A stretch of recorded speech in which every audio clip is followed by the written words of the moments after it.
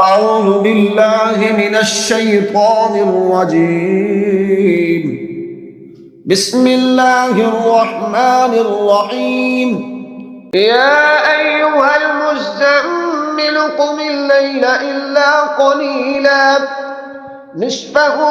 أو انقص منه قليلا أو زد عليه ورتل القرآن ترتيلا إنا سنلقي عليك قولا ثقيلا إن ناشئة الليل هي أشد وطئا وأقوم قيلا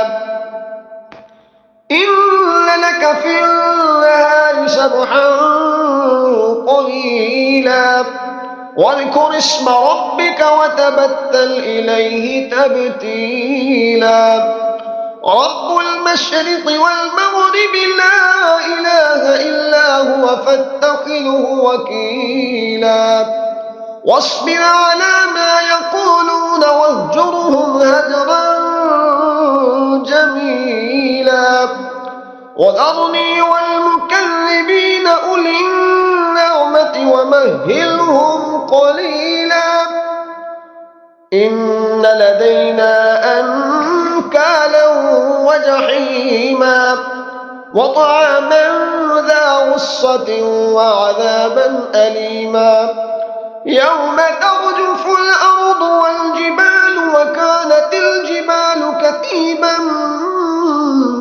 مهيلا إنا أرسلنا إليكم رسولا شاهدا عليكم كما أرسلنا إلى فرعون رسولا فعصى فرعون الرسول فأخذناه أخذا وبيلا فكيف تتقون إن كفرتم يوما يجعل البلدان شيبا السماء منفطر به كان وعده مفعولا إن هذه تذكرة فمن شاء اتخذ إلى ربه سبيلا إن ربك يعلم أنك تقوم أدنى من ثلثي الليل ونصفه وثلثه وطائفة من الذين معك والله يقدر الليل والنهار علم أن لن تحصوه فتاب عليكم فاقرؤوا ما تيسر من القرآن